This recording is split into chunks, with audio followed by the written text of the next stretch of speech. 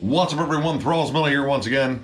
I'm Necrotic Nick and I have an album review for you. And this one's kind of cool because I've actually reviewed an EP from this band earlier this year in a collection update. And of course I am talking about the band Wharflurch with their first full-length ever, Psychedelic Realms of Hell. This is yet another one that came out on the 3rd of September. This comes out on essentially two labels. This comes out on Gurgling Gore Records or Productions / Personal Records. Now, it depends on what release you get. I believe digital and vinyl, it's all on Gurgling Gore, and then Personal Records is doing the CD release, which I ordered halfway through listening to this because, spoiler alert, I liked it. But to be fair, I kind of knew I would if they were going to keep up with the sound that was on the EPs that I have, so this wasn't exactly a hard sell. This band formed in 2019 in Florida. They didn't specify where in Florida, but by the sound of it, it is a swamp. It is definitely a swamp someplace with gators and swamp apes and giant snakes.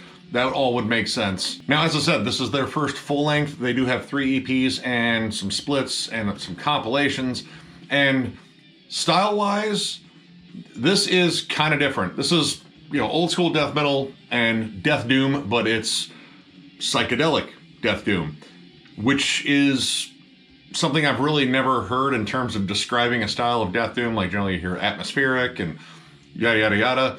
Psychedelic, but it fits. And this was a really interesting listen overall. It's very different than a lot of death doom releases I've heard this year, to be honest. But honestly, the 2 EPs I have were pretty different, and I don't know. I mean, what do you expect from a band called Warflirch other than I get to make this joke again because it's fun to make this joke? All I know is the band seemed to be progressing towards something.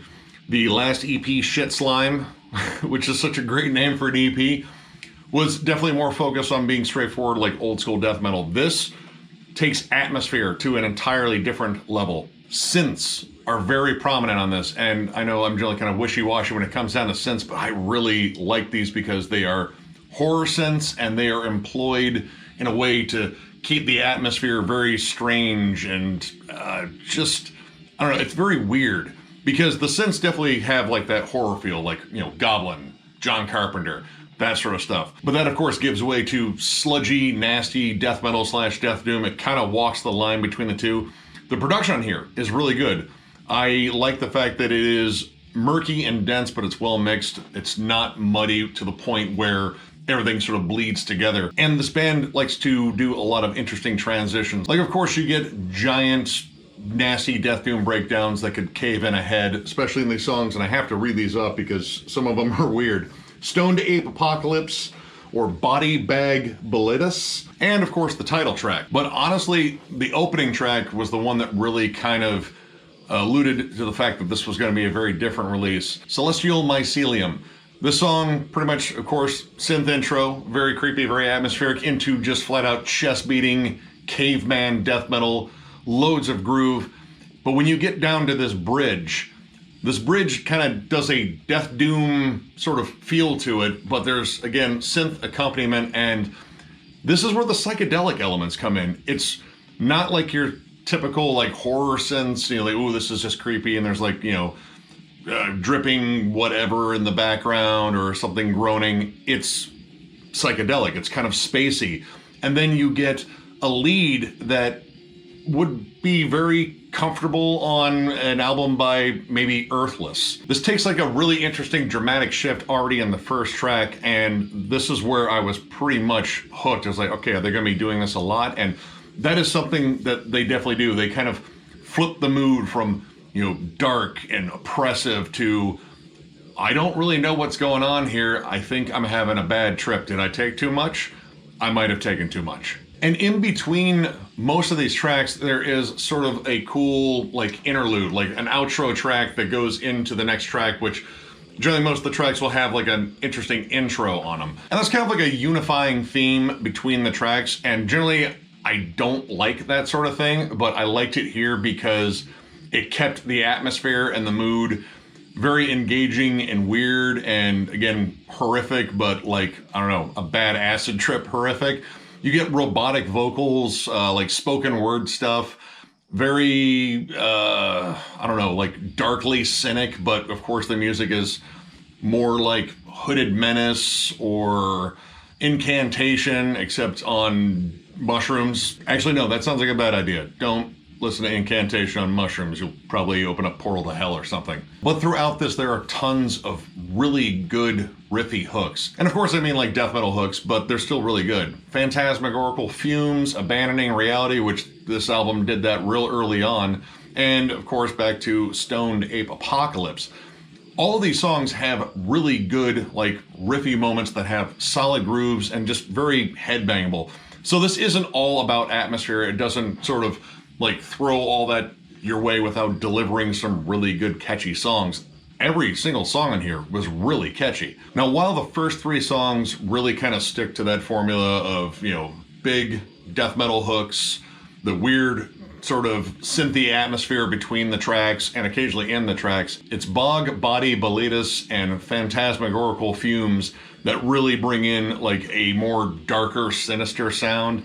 The riffs get more dissonant, there's a different kind of atmosphere, and they do some really cool things with like big droning synths in the background. So you get like those big death doom breaks where they're just droning on a riff, but behind it is a giant spacey low synth in there, and it just fills out the sound. It makes it just absolutely oppressive as hell, but you're kind of just drawn in by, again, this kind of psychedelic approach to death doom. Phantasmagorical Fumes in particular goes through a lot of really interesting dynamic shifts. You have a flat out black metal moment. There's, I would say, funeral doom in there, and even some more like thrashy Floridian death metal in there.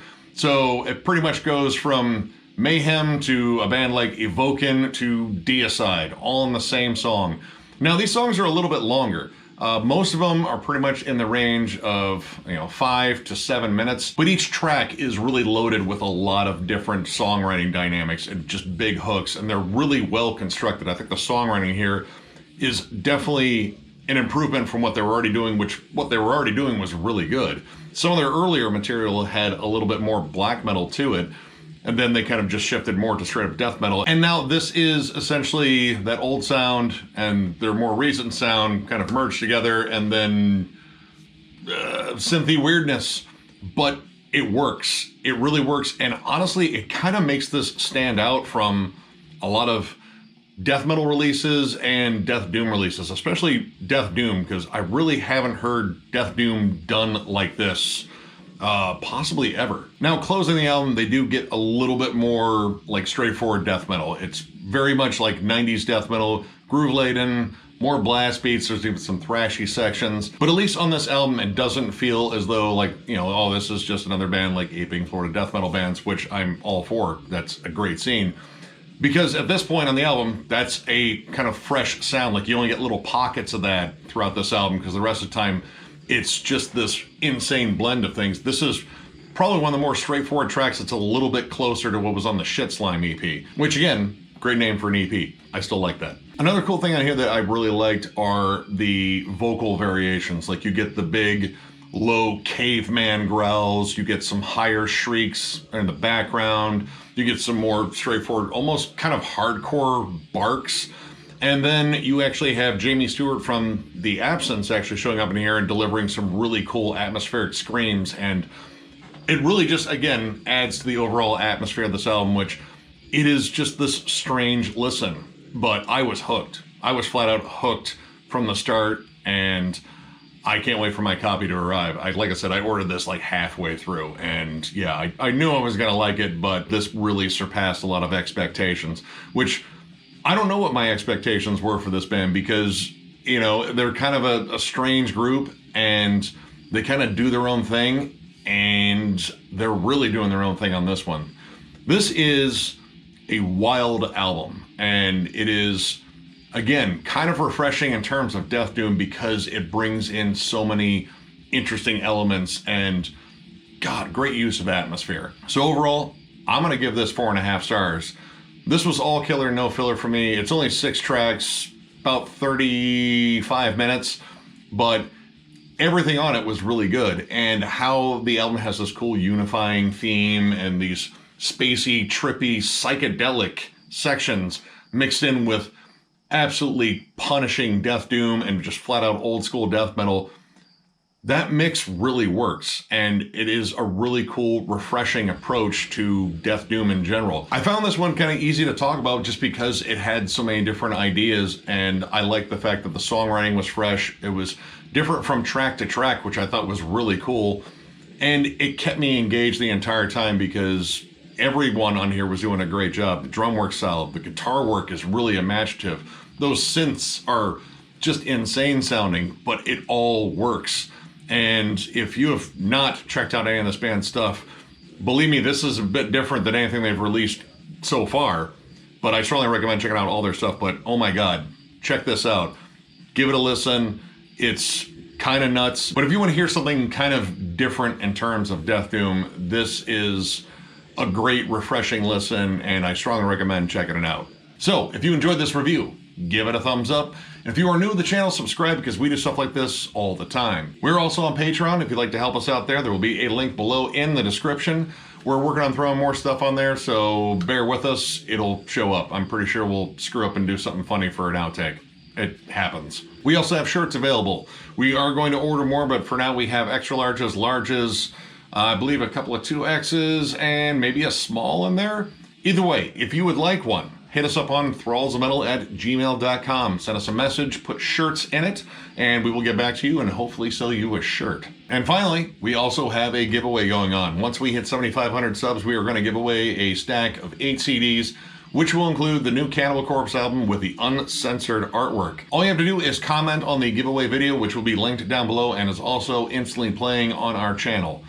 We are super thankful for everyone that got us to this point. We really had no idea that this could possibly blow up, and it really has, at least in my mind. I think where we are right now is pretty amazing for something we started in my basement forever ago, and I'm so thankful all of you have come along for the ride, and we look forward to keeping this as fun as possible. So with that, I thank you all very much for watching, and we will catch you later.